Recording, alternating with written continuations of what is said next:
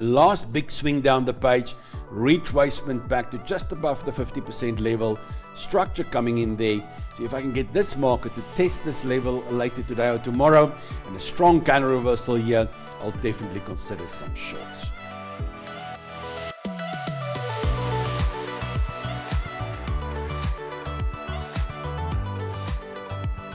Hi everyone and welcome back to another trading day. It's Monday 24 June 2024. Today I will trade long dollar, Aussie and CAD and short on the euro, the yen and the pound.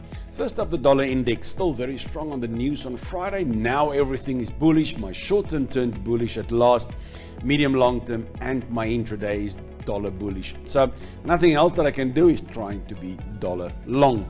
Obviously with that, gold paid the price, and again I'm actually cross of myself, taking 2 trades in a row against the trend, and yeah, not great, but on the end it was long-term, medium-term and intraday bullish, so it was possible, but it's still painful. But all right, we got the little breakout trade there on the dailies, and let's see what happens now with it. I'm not saying it won't go up. Dollar is not that strong. It is in the mid ranges. It's not number 1 and 2. Number 3 is still bullish, but it could drop any time down to neutral and even go a little bit lower. So I'm not saying it will. All I'm saying is I will hold on tight to the trade and see what happens. Bitcoin, a lot of pressure, and this is what I was worried for on, as I mentioned, the double trend without making a new high, the double bear trend. I showed you this one here a while ago. So that's a trend that didn't make a new high and it just kept going down. Since then, we just had bull and then bear, bull, bear, bull, bear, and they all made new highs. This one didn't make a new high.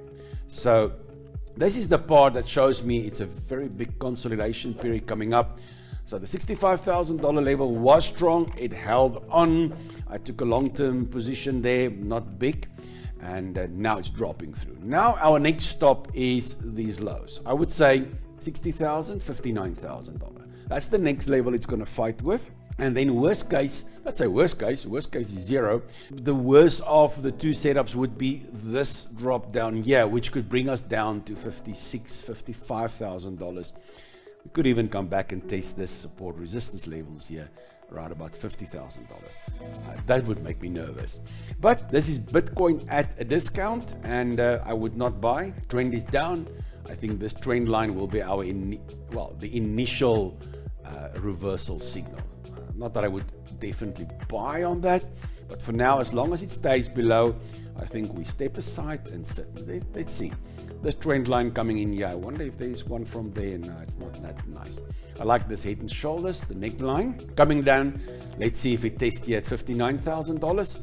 That will be a very nice level. So after it starts to bounce there, break this line, I'll wait for that to turn blue, and then I'll start buying again. The same I did there. It didn't play out very, very well, but it's long-term position, so I'm not really in a worry.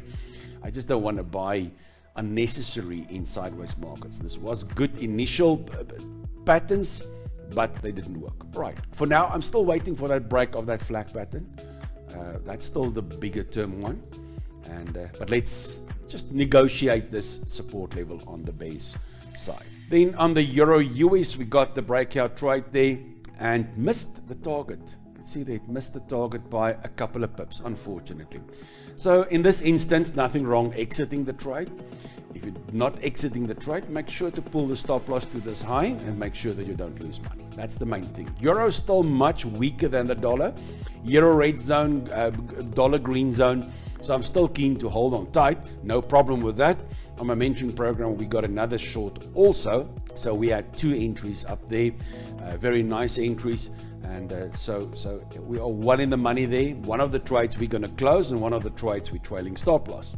So that's completely your choice. Nothing wrong with that. Other than that, sit for the target, but at least make sure you don't lose money or gain a few pips. FTSE, very nice bounce coming back down. Brand new trend starting. And we've got a weak pound, which is stock market bullish. And the trend and the price action retest. None of the other indices are looking good on if I compare the trend, the price action and the currency. This is the only one. So this one is busy bouncing off. If it can close above the halfway mark, we could. It's a bit early on a Monday morning.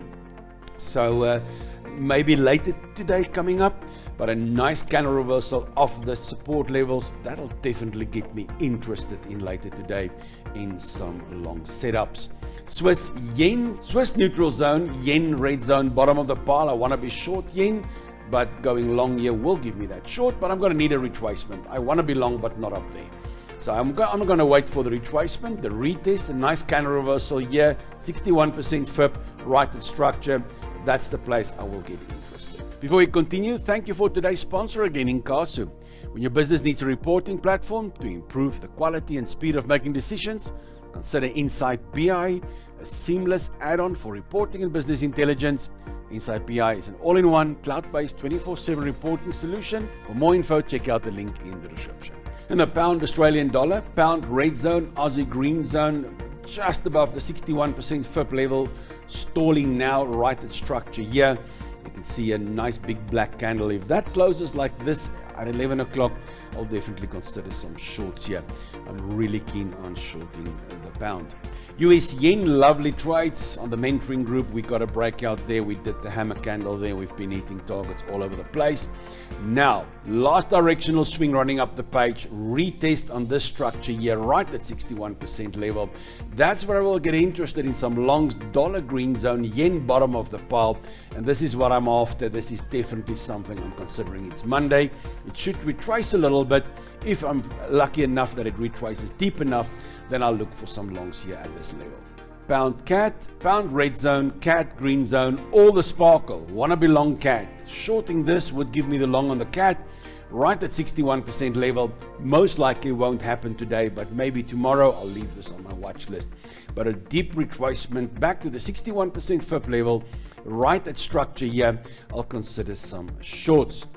Euro cat, euro, red zone cat, all the sparkle. I want to be long cat, I want to be short euro, so this is ideal for me.